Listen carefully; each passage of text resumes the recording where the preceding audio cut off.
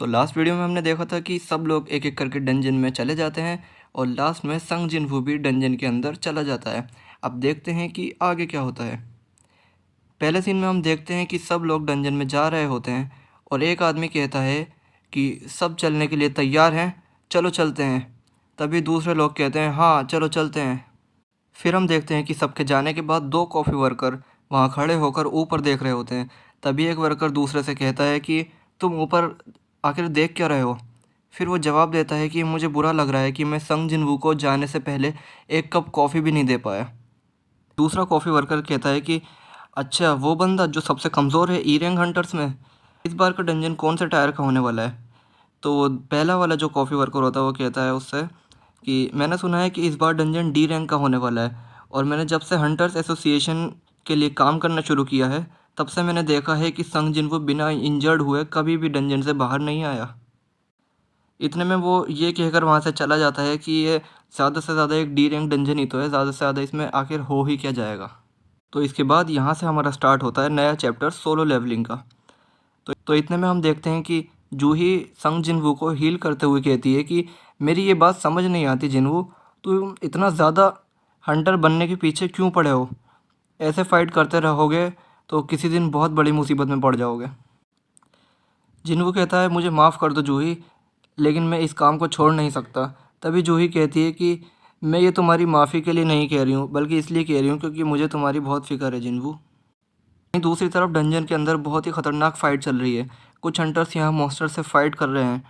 तभी एक हंटर एक मॉन्स्टर को अपनी फ्लेम से जलाकर राख कर देता है और दूसरा हंटर मॉन्स्टर के मुंह में अपनी तलवार घुसा देता है जिससे उसके मुंह से खून निकलने लगता है।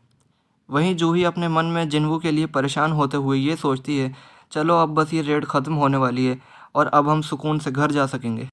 वहीं जिनवू जूही को देखते हुए ये सोच रहा है कि जूही मेरा कितना ध्यान रखती है, मेरे लिए कितना परेशान रहती है और दूसरी तरफ मैं हंटर के नाम पर बस एक धब्बा हूँ। जिनको पीछे देखते हुए सोचता है कि अब ऑलमोस्ट फाइट ख़त्म हो चुकी है और हम जीत गए हैं। वहीं सभी हंटर एक जगह खड़े होकर आपस में बात कर रहे होते हैं कि आज की रेड तो हमारे ख्याल से भी ज़्यादा आसान निकली। हमने बहुत जल्दी इस रेड को ख़त्म कर दिया और अब बस ये ख़त्म होने ही वाली है। जिनवू उनकी तरफ देख रहा होता है। तभी जूही उससे कहती है जिनवू, क्या तुम्हारे पास ऐसी कोई वजह नहीं है जिसकी वजह से तुम ये हंटर का काम छोड़ सको और एक नॉर्मल लाइफ जी सको। जिनवू हंसते हुए कहता है मैं ये हंटर वाला काम सिर्फ हॉबी के लिए कर रहा हूँ, अगर ये ना होता तो मैं बोर होकर मर ही जाता। और वो अपने दिल में ये सोच रहा है कि अगर मैंने उसे अपनी पर्सनल प्रॉब्लम्स बता दी तो बस मैं शर्मिंदा होकर ही रह जाऊँगा। गुस्से से कहती है कि अगर तुम्हारी ये हॉबी चलती रही तो तुम मरने के बाद अगले जन्म में रेड करोगे। ये सुनकर जिन्वू को हंसी आ जाती है तो जूही का गुस्सा आसमान पर पहुंच जाता है और वो कहती है कि हंसना बंद करो वरना तुम्हारे सारे घाव खुलने लग जाएंगे। तभी हम देखते हैं कि दूसरी तरफ सब लोग एक साथ खड़े होकर कुछ बातें कर रहे होते हैं। सॉन्ग उन्हें समझा रहा होता है कि तुम जब एक बीस्ट को मार गिराते हो तो तुम्हें एक ख़ास स्टोन मिलता है जिसे एसेंस स्टोन कहते हैं। और वो ये भी बताता है कि एक सी रैंक मैजिक बीस्ट भी तुम्हें 10 मिलियन वॉन का एसेंस स्टोन दे सकता है। लेकिन जिनवू जैसे ई रैंक हंटर के लिए सी रैंक बीस्ट से लड़ना अभी बहुत दूर की बात है। तभी हम देखते हैं कि जिन्वू के हाथ में एक ई रैंक एसेंस स्टोन होता है और वो उसे निराशा से देखते हुए ये सोच रहा है कि मुझे यकीन नहीं होता कि मुझे अपनी लाइफ को इतना ख़तरे में डालने के बाद और इतनी चोट खाने के बाद सिर्फ एक ई रैंक एसेंस स्टोन ही मिल पाया है और ये मेरे लिए मेरी लाइफ को जोखिम में डालने का इनाम है। और वो सोचता है कि अगर मैं इस स्पीड से ही काम करता रहा तो मुझे इस लाइफ में तो कुछ नहीं मिलने वाला। इतने में पीछे से एक आदमी सबको बुलाते हुए कहता है कि यहाँ देखो ज़रा, यहाँ हमें एक और एंट्रेंस गेट मिला है। लोग उस एंट्रेंस गेट की तरफ जाते हैं और उस एंट्रेंस गेट को देखने लगते हैं। वहीं सॉन्ग भी खड़ा होता है और वो उस एंट्रेंस गेट को हैरानी से देखते हुए कहता है कि अच्छा तो डबल डंजन जैसी चीज़ें सच में होती हैं। इनमें मिस्टर सॉन्ग अपने हाथ में पावर को इकट्ठा करने लगता है और धीरे धीरे वो बहुत पावर के साथ में डंजन के उस दीवार पर अपना पंच मारता है और देखते ही देखते उस डंजन का डोर ओपन हो जाता है और पूरी डंजन में बहुत तेज़ लाइट के साथ एक लंबा रास्ता देखने लगता है। और फिर हम देखते हैं कि उस डंजन की केव बहुत बड़ी होती है और दूसरी तरफ लोग बहुत छोटे दिख रहे होते हैं। करने के बाद सॉन्ग सबसे कहता है कि सब लोग यहाँ पर आओ, मुझे तुम सबसे कुछ बात करनी है। उसकी बात सुनकर सब लोग सॉन्ग के पास आने लगते हैं और सॉन्ग बोलता है कि डंजन गेट तब तक क्लोज़ नहीं होगा जब तक हम डंजन के बॉस को हरा नहीं देते। और फिर वो सबसे पूछता है कि तो बताओ फिर क्या करना है। सॉन्ग डंजन की तरफ इशारा करते हुए कहता है, देखो, जब तक गेट खुला है लगता है उस डंजन के अंदर एक बॉस होगा।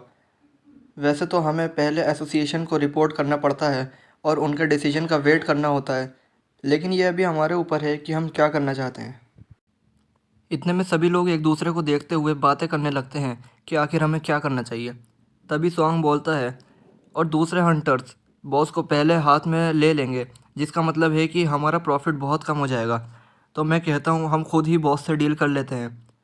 तो क्यों ना हम अंदर चलें और बॉस को ख़त्म कर दें, जिससे हम सबको बहुत ज़्यादा प्रॉफिट हो जाएगा और बहुत सारा पैसा मिलेगा। तभी सब लोग एक दूसरे को देखते हुए बोलते हैं कि ये तो डेंजरस हो सकता है, तो क्यों ना हम सब 17 लोग इस पे वोट कर लें, जिससे हमें पता चल जाएगा कि कितने लोग डबल डोर डंजन में जाना चाहते हैं और कितने लोग वहाँ जाने से इनकार करते हैं। सॉन्ग ये बात सुनकर कहता है कि चलो ठीक है, वोट कर लेते हैं, लेकिन वोट के बाद जो फैसला हो जाएगा तो फिर तुम्हें अपना मुंह बंद रखना पड़ेगा। और अगर वोट डबल डोर डंजन में जाने के लिए आया तो सबको मानना पड़ेगा और वहाँ मेरे साथ चलना पड़ेगा। और अगर ऐसा नहीं होता है तो फिर हम सब लोग एक साथ यहाँ से बाहर चलेंगे। तभी किम और उसका दोस्त हंसते हुए बोलते हैं कि हम दोनों तो बहुत ज़्यादा पावरफुल हैं, तो हम तो अंदर ज़रूर जाएंगे और अंदर जाकर सभी मॉन्स्टर्स को ख़त्म कर देंगे। इसलिए हम दोनों रेडी हैं वहाँ पर जाने के लिए। इसी के साथ वहाँ पर खड़े हुए लोग भी सब लोग आपस में बातें करने लगते हैं। कुछ लोग इस पर राज़ी हो जाते हैं कि हम अंदर जाएंगे और मॉन्स्टर्स को मार गिराएंगे। वहीं कुछ लोग डर भी रहे होते हैं कि हम अंदर नहीं जा सकते, अंदर बहुत ज़्यादा ख़तरा हो सकता है, तो इसलिए हम लोग यहाँ से बाहर चलते हैं। इतने में जूही सॉन्ग से कहती है कि सॉरी मिस्टर सॉन्ग, मैं अंदर नहीं जा सकती, मुझे बहुत ज़्यादा ख़तरा लग रहा है इसमें, तो इसलिए मैं अंदर नहीं जाने वाली। की बातें सुनने के बाद सॉन्ग बोलता है कि यहाँ पर 8 लोग हैं जो डबल डोर डंजन के अंदर जाने के लिए रेडी हैं, और 8 ऐसे भी लोग हैं जो यहाँ से बाहर जाना चाहते हैं, यानी डबल डोर डंजन के अंदर नहीं जाना चाहते, वो इनकार कर रहे हैं। तो अब बस एक ही वोट बचा है जिससे हमें पता चलेगा कि हम सब बाहर जाएंगे या फिर डंजन के गेट के अंदर जाएंगे। इतने में सॉन्ग जिन्वू को देखते हुए कहता है कि अब बस तुम ही एक बंदे बचे हो, अब तुम्हारा डिसीजन आखिरी डिसीजन होगा। अगर तुम हाँ बोलोगे तो हम डंजन गेट के अंदर जाएंगे, और अगर तुम ना बोलोगे तो हम सब लोग यहाँ से बाहर चले जाएंगे वापस। वहीं सन वहीं संग जिन्वू अपने मन में ही ये सोच रहा होता है कि मेरे पास कोई सेविंग्स नहीं है, बहुत जल्द मेरी छोटी बहन को मुझे कॉलेज में भी एडमिशन करवाना है, तो उसके लिए भी मुझे पैसों की बहुत ज़्यादा ज़रूरत पड़ने वाली है। इसके अलावा मेरी मॉम भी बहुत ज़्यादा बीमार है और वो हॉस्पिटल में बेड रेस्ट पर हैं, उसके लिए भी मुझे बहुत सारा पैसा चाहिए। इसीलिए मैं ये सोचता हूँ कि मैं इस डंजन के अंदर जाऊँगा, और बस इस बार मुझे थोड़ी सी ज़्यादा हिम्मत चाहिए अंदर जाने के लिए। तो इसी के साथ संगजिन वो फ़ैसला कर लेता है कि वो डंजन के अंदर जाएगा और दुश्मनों को मार गिराएगा, और इससे उसे ज़्यादा पैसा मिलेगा। तो यहीं पर ही हमारे सोलो लेवलिंग चैप्टर 3 का एंड हो जाता है। तो दोस्तों, आपको ये कहानी कैसी लगी अपना रिव्यू कमेंट सेक्शन में ज़रूर दीजिएगा, और चैनल को सब्सक्राइब अगर आपने नहीं किया है तो इसको जल्दी से सब्सक्राइब कर लीजिएगा। मिलेंगे हम जल्दी चैप्टर 4 में। तब तब तक के लिए गुड बाय।